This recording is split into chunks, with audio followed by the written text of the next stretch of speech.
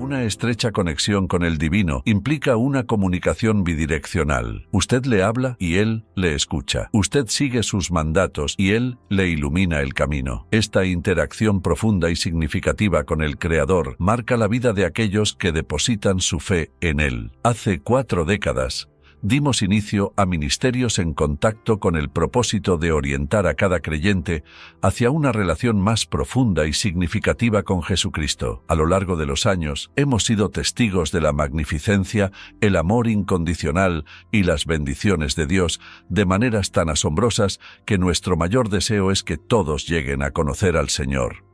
Por lo tanto, te invitamos a abrir el Sagrado Libro y a buscarlo juntos.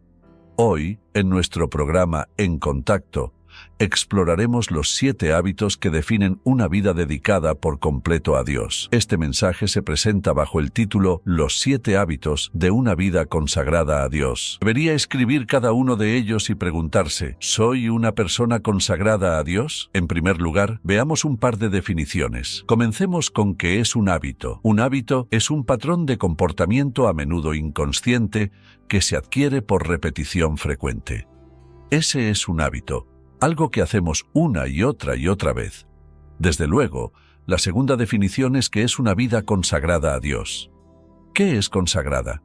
Es una vida que ya no busca satisfacción propia mediante un estilo de vida pecaminoso, sino que se ha entregado a Dios y a su voluntad en su vida. En otras palabras, diríamos que esa es una vida santificada, no perfecta. No quiere decir que nunca peque, sino significa una vida rendida por completo a Dios. Así pues, deseo darle 7 hábitos que todo creyente debe hacer parte de su vida, y el primero es este. El primer hábito es una vida de oración. Uno de mis pasajes favoritos en Marcos, capítulo 1, cuando los discípulos nunca entendieron esto del todo, pero dice la Biblia en Marcos 1:35, levantándose, muy de mañana, siendo aún muy oscuro, salió y se fue a un lugar desierto, y allí oraba.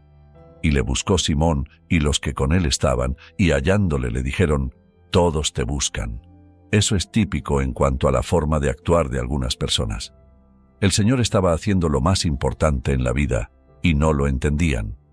Y asimismo, por ejemplo, en Lucas capítulo 4, versículo 42, cuando ya era de día, salió y se fue a un lugar desierto, y la gente le buscaba, y llegando a donde estaba, le detenían para que no se fuera de ellos. Pero él les dijo, es necesario que anuncie el Evangelio, etc. Ahora, una vida de oración no se refiere a orar de vez en cuando, se refiere a sentir cada día la necesidad, el deseo, el gozo y el gran poder que viene de orar, hablar con el Padre. Es decir, debe ser un hábito, algo que recurre en nuestra vida, no solo cuando estamos en aprietos, en necesidad, sino porque amamos a Dios y estamos agradecidos por quién es Él y lo que hace en nuestra vida. Por ejemplo, en Lucas capítulo 11, los discípulos vienen al Señor Jesucristo y le pidieron, «Enséñanos a orar como enseñó Juan el Bautista a sus discípulos». Así que, ¿habían visto algo distinto en la oración del Señor? No se trataba de algún ritual que se acostumbrara en aquel tiempo,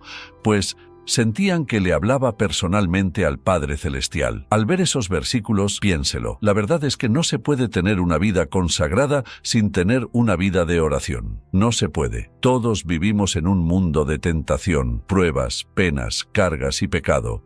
Y a donde vayamos, allí está. No podemos tener una vida consagrada a Dios, y no he dicho sin pecado, sino consagrada, y ya definimos lo que eso significa. No se puede tener una vida consagrada sin una vida de oración, porque ésta nos conecta a Dios Todopoderoso y nos hace sensibles a su voluntad, propósito y plan para nuestra vida. Sin orar no habrá una vida consagrada. Si lo piensa, es la actividad más importante de nuestra vida. Necesitamos tener una vida de oración. Luego, el segundo hábito es tener fe o confianza en Dios. Me encanta el Salmo 103, versículo 19.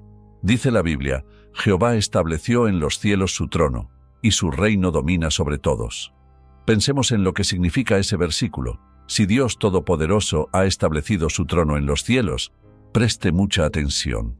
Su soberanía, o sea, su poder divino sobrenatural, omnisciente, domina sobre todo. ¿Qué hace eso? Nos da una gran base para creer en Él. Al saber que Dios está a cargo, No importa lo que suceda, ni cómo, ni mediante quién, ni por la razón que sea, sé que Dios tiene las riendas y puedo confiar en Él para lo que sea que permita en la vida. Creo que es un versículo muy importante porque si no confiamos en Dios, si no confiamos, no oraremos.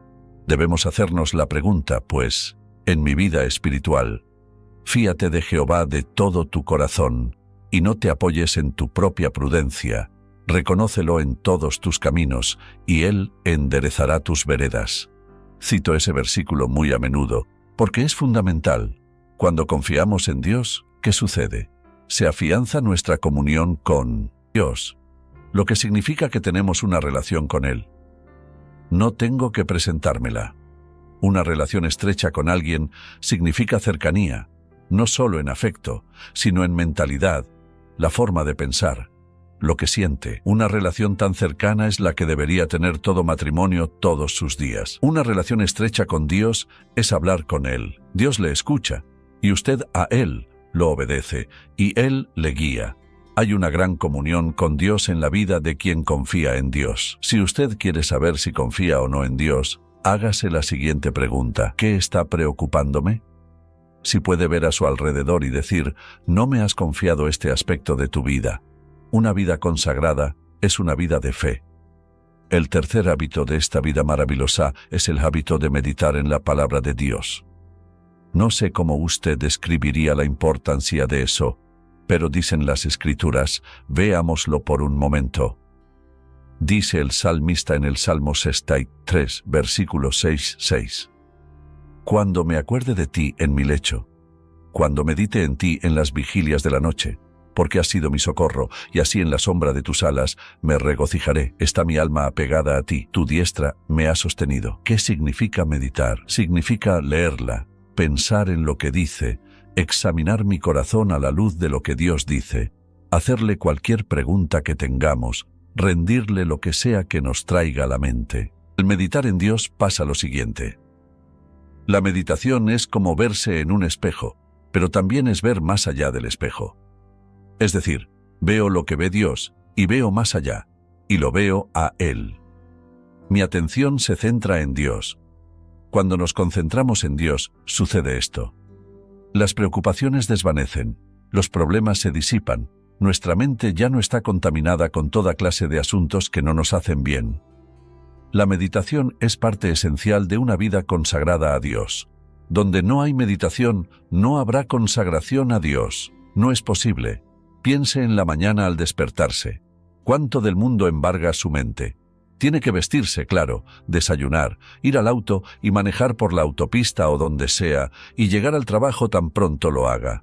Cotorreo, parroteo todo el día. El teclado vuela todo el día y su mente se llena. Luego tiene que volver a su auto, volver a la autopista, a batallar en el tráfico otra vez hasta llegar a casa. Al llegar se cambia de ropa, medio se relaja y luego la cena. Puedo llenar su día sin siquiera conocerle, porque eso es lo que hacemos. ¿Y dónde está Dios? ¿Dónde está su tiempo a solas con Dios? Lo que lleva a una vida consagrada es el tiempo a solas con Dios. Anhelarlo, meditar en Él. Luego hay un cuarto hábito, uno muy importante, y el que me escucha mencionar siempre, obedecer a Dios. Y quisiera leer en Deuteronomio 27, en el Antiguo Testamento, porque lo dice tan claro en el capítulo 27, versículo 10. Dios habla mediante Moisés, fue lo que declaró. Oirás, pues, la voz de Jehová tu Dios, y cumplirás sus mandamientos y sus estatutos que yo te ordeno hoy. Luego, en el capítulo 28, versículo 1, acontecerá, escuche esto, que si oyeres atentamente. ¿Qué significa eso con cuidado? Atentamente la voz de Jehová tu Dios para guardar y poner por obra todos sus mandamientos, que yo te prescribo hoy. También, Jehová tú, Dios te exaltará sobre todas las naciones de la tierra. Hablaba de Israel. Pongámonos en esa situación. Cuando obedecemos a Dios, piensen esto, andamos a un nivel más alto. Piensen cómo vive el mundo. Con toda clase de pensamientos viles, ocupados y atareados sin tiempo para Dios, hemos decidido seguir a Cristo, Y seguirlo significa vivir a un nivel más alto. No significa menospreciar a otros, solo quiere decir que hemos decidido regirnos por una norma más alta que la del mundo. No significa que seamos mejores que nadie, pero quiere decir que nuestro estilo de vida es mejor que el del mundo.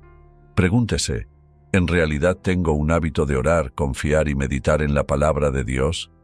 ¿Acaso sería considerado un hijo obediente de Dios? ¿Cuántas veces lo ha dicho, y puedo decirlo, la forma más sabia de vivir es obedezcamos a Dios y dejemos las consecuencias en sus manos? ¿Eso lo haré solo si tengo una vida de oración? ¿Solo si confío en Dios? Solo de hacerlo. Estos son hábitos sencillos que hacen que nuestra vida sea lo que Dios quiere que sea.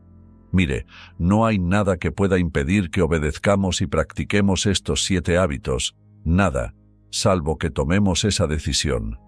Mire, tenemos que decidir ciertas cosas. Tenemos que escoger entre seguir a otros o a Dios. Tener esto o a Dios, esta hacenda o la de Dios. La razón por la que menciono 7 hábitos es porque, recuerde lo que dije, un hábito es un patrón de comportamiento a menudo inconsciente que se adquiere por repetición frecuente. Algo que hagamos de forma continua, y todo lo que he mencionado podemos hacerlo. La razón por la que no lo hacemos es por pensar que no es importante. Mire, la razón por la cual no tenemos hábitos sagrados, maravillosos, impactantes, edificantes, es porque escogimos la senda del mundo. No importa quién sea, ni cuán dotado, ni cuán adinerado, ni cuán sabio se crea, ni cuánta educación tenga, no puede tener una vida consagrada, la mejor vida, sin poner en práctica estos 7 hábitos. Ahora, ¿cuál es el quinto? El quinto hábito es depender del Espíritu Santo. Recuerda lo que les dijo Jesús a sus discípulos: siéntense a esperar en Jerusalén hasta que sean investidos, o sea, hasta que el Espíritu Santo venga a sus vidas, y al hacerlo, estarán listos para hacer lo que les he encomendado. Así que le he dado varios pasajes, algunos ya los conoces, quizás otros no, pero en Efesios 5 recordará lo que dice la Biblia en este pasaje en particular. Veamos el versículo 18. Dice así: no os embriaguéis con vino, en lo cual hay disolución, antes bien sed llenos del Espíritu. Mire, si tomara una jarra con 1/4 de litro, la colocara aquí y la llenara de agua hasta la mitad, diría que solo está medio llena. Solo estaría llena cuando llegue al tope, hasta el borde. El verbo que usa aquí el original griego, ser lleno, significa algo continuo en la vida. En la mañana, al despertar en medio de nuestra oración, o al meditar aún antes de levantarnos, deberíamos decir: Señor, quiero que me llenes de tu Espíritu hoy. Eso significa, Jesucristo les dijo a sus discípulos en Lucas, que antes de que hicieran lo que les habían comandado, que esperaran en la ciudad de Jerusalén hasta que viniera sobre ellos el Espíritu Santo, por la sencilla razón de que no están preparados para hacer lo que les ha encomendado. Sin la presencia del Espíritu Santo, quien les dará poder, Él les facultará, les enseñará, les dará guía y dirección para cumplir el llamado que les ha dado. Ahora la mayoría de la gente no tiene ni idea de quién es el Espíritu Santo. ¿Cómo?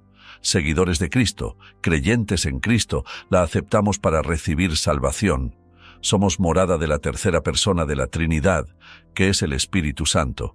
Cuando decidimos desobedecer a Dios, decidimos pecar contra el Espíritu Santo, quien mora en nosotros, a quien Dios envió a nuestras vidas para ayudarnos a llevar a cabo, a lograr lo que sea que Dios nos tenga reservado en la vida. Nunca estamos solos. Somos morada de Dios, del Espíritu Santo, quien nos faculta, nos ayuda, nos alienta, nos fortalece, nos sana, y más. Está allí porque necesitamos a Dios en nuestra vida y Él lo sabía.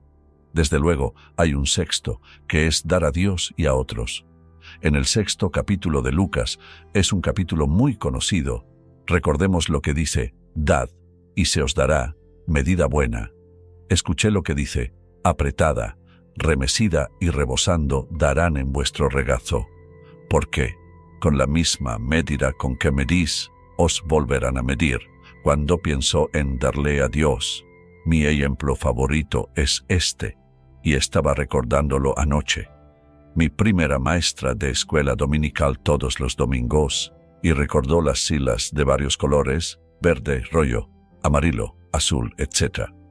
La maestra de la escuela dominical no recordó su estatura, pero en aquel entonces me parecía de 3 metros cuando estaba sentado.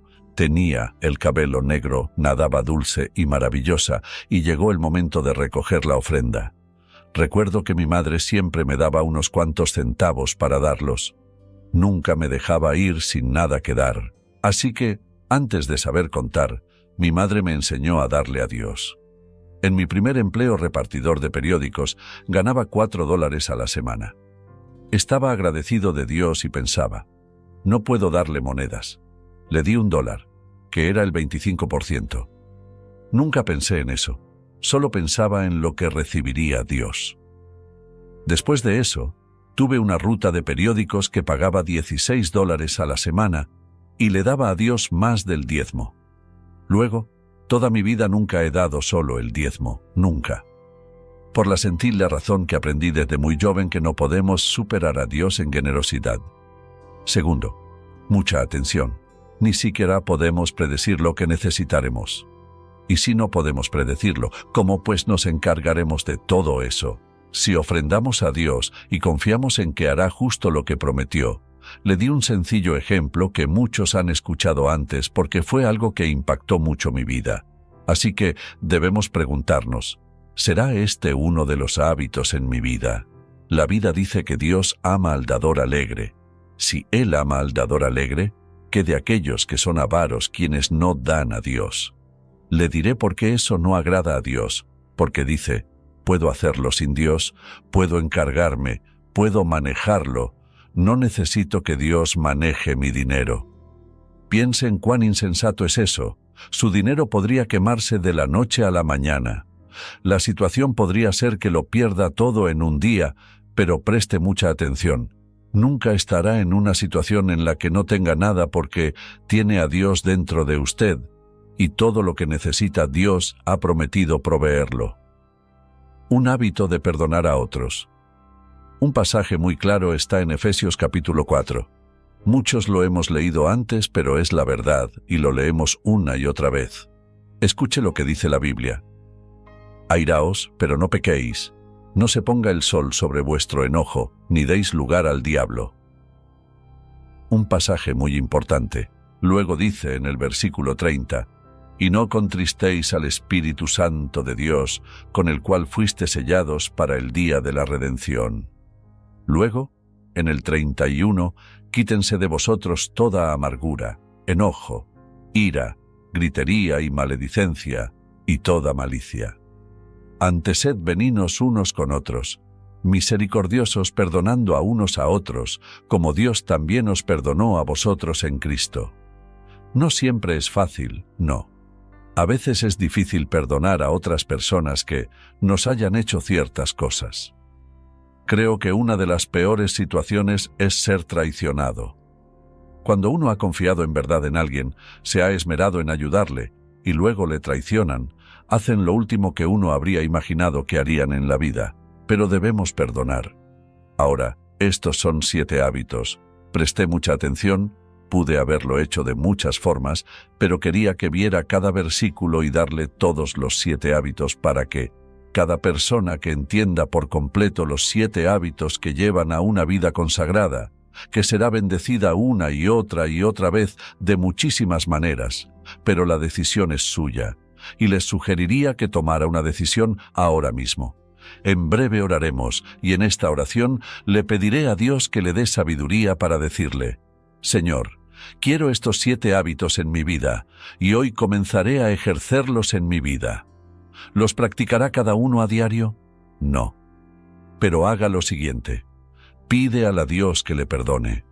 Muéstreme por qué tropiezo con este señor y reafirmamos nuestro deseo de perdonar a otros o lo que sea. Señor, estaba muy ocupado. Esta mañana salí deprisa. Perdóname, Señor, no quiero volver a hacerlo. ¿No cree que Dios corregirá eso? Claro que sí, Él le corregirá. Le inquietará lo suficiente una mañana después que haya salido sin tomarlo en cuenta que no lo olvidará. Mire, ¿sabe qué? Es porque nos ama. Piénselo. Toda la Biblia está llena de verdad, pero creo que estos 7 hábitos transformarán por completo su vida y le llevarán a lograr más de lo que su corazón podría haber anhelado. Ahora, si hoy está aquí y no es creyente y no es salvo, no ha aceptado a Cristo como su Salvador, entiendo que quizás no se aplique esto a su caso. Pero permítame decirle esto, nunca podrá entender ni disfrutar la vida a plenitud hasta que no se entregue a Cristo. Porque nunca podemos perder al entregarnos a Cristo, nunca. Dirá pues, ¿qué tengo que hacer? Debe pedirle al Señor que perdone su pecado, no porque lo merezca, sino porque Él fue a la cruz. Murió en la cruz, dio su sangre por usted, pagó toda su deuda de pecado, dice la Biblia, y al pedirle perdón a Dios por lo que ha hecho por usted, pagó su deuda, Dios le perdona y le hace uno de sus hijos. Luego comenzará a practicar estos 7 hábitos. ¡Qué vida tan maravillosa tiene por delante! Y espero que lo haga. Padre, te amamos, te alabamos y te agradecemos por tu palabra desde Génesis hasta el último versículo de Apocalipsis. Hoy te pedimos que nos des sabiduría para reconocer que con estos 7 hábitos todo lo demás cobrará sentido. Y quebramos la puerta a tus mejores bendiciones. Te pido hoy por alguien que no es salvo, que no te ha aceptado como su Salvador, que esté dispuesto a pedirte perdón por sus pecados, a creer que Cristo fue a la cruz y pagó toda nuestra deuda, al confiar en su muerte en el Calvario, al derramar su sangre. Esa confesión y arrepentimiento traen salvación. Después de la salvación, que desarrollemos estos 7 hábitos transformadores en nuestra vida. Señor, te pido por todos nosotros, y que limpie su corazón y rinda su vida a ti ahora mismo. Te damos gracias, en el nombre de Jesús. Amén. Ha sido de bendición para usted. Por favor, visite encontacto.org. ¿Estás casi listo? Sí, papá. No te olvides de llamarnos cuando llegues. No, papá. Tengo algo más que quiero que te lleves. Hijo, esto es lo más importante que puedo darte. Dios solo quiere lo mejor para ti. Quiere que pases tiempo con Él todos los días. Así lo haré, te lo prometo. Estoy muy orgulloso de ti. El Señor dice, te haré entender y te enseñaré el camino en que debes andar. Aprenda a escuchar, seguir y obedecer el plan perfecto de Dios. Dios nos ama tanto que ese amor nos mantiene en el camino correcto. Si usted escucha las mentiras de Satanás, él siempre le dirá, este es el camino más fácil. La pregunta central que enfrentamos es, ¿cómo podemos tomar la mejor decisión? ¿Cómo discernir la elección más sabia? Su amor inmenso por nosotros guía nuestro enfoque hacia lo auténtico, lo verdadero y lo real.